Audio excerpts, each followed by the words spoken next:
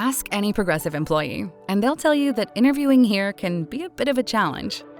But there's a reason for that. We want to make sure that you're the right person for us and we're the right place for you.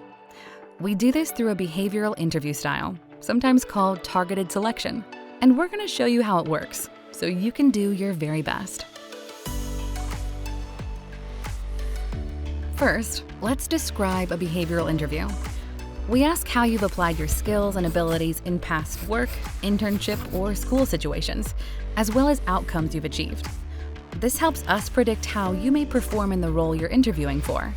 Said another way, your past behaviors may predict your future behaviors.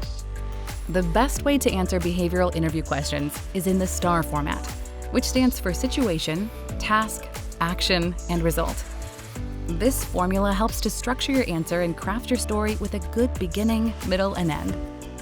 Whether you're doing an in-person, phone, or video interview, or sending in a self-recorded video, be prepared to answer questions in the STAR format.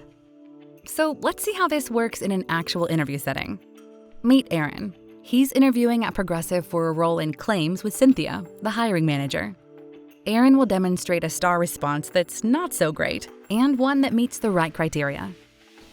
Aaron, can you tell me about a time where you were faced with an unexpected change either at school or at work? And how did you adapt to it? Yeah, so recently, two of our teams merged together in our department, and we went from only having about 4 people on my team to having about 10. We decided that we should meet and have a weekly calibration meeting, and that was going to help us stay on track and make sure that things were getting done. This was a missed opportunity for Aaron. We don't know enough about what he put into action or the results he achieved. He also talks about we and us, but not specifically about himself and what he accomplished. Aaron needs to adjust his responses to fit the STAR method. Let's see how he does this time. So tell me about a time where you were faced with an unexpected change either at school or at work, and how did you adapt to it? Yeah, so recently our team merged with another team in our department, and this was to align with just some of our larger company goals. I went from being on a really small 4-person team to being a part of a larger 10-person team. This was a huge change for me, knowing our teams had incredibly different work habits. So I got the approval from my manager, and I began to set up a weekly collaboration session outside of our regular team and project meetings. I tried to leave the agenda open so the meeting could be really whatever we needed and whatever was decided was important at that particular time. In the beginning, I did have to prompt some of these discussions and really kind of get this kick started. But once it became routine, my peers began emailing me ahead of time with maybe some concerns or some things that they noted, or maybe just some suggested topics.